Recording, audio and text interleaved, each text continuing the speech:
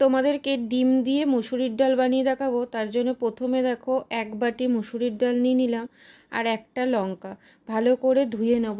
ধুয়ে পরিষ্কার করে পরিমাণ মতন জল দিয়ে দিলাম, দিয়ে স্বাদ মতো লবণ দিয়ে এটাকে সেদ্ধ হতে দেব।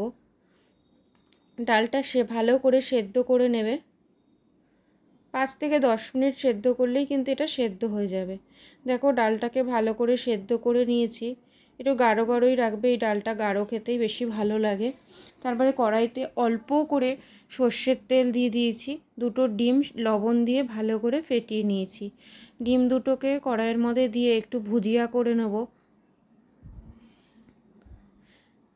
ডিম ভুজিয়াটা হালকা করে ভেজে তুলে রাখবো একটা আলাদা পাত্রে।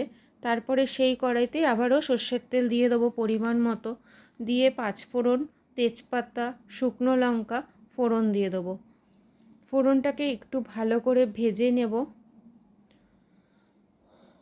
ফোড়নটাকে একটু ভালো করে ভেজে নিয়ে পেঁয়াজ কুচোনো, রসুন কুচি, রসুনটা একটু বেশি পরিমাণেই দেবে, তাহলে খেতে ভালো লাগবে। মসুরির ডালে একটু রসুনটা বেশি দিলে এমনিতেও খেতে খুব টেস্ট হয়।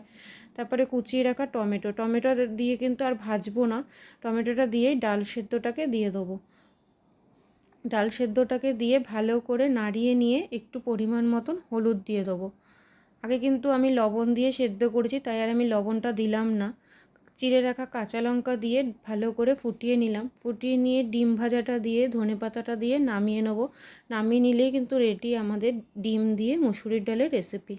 তোমাদের কেমন লাগলো অবশ্যই কমেন্ট করে জানিও।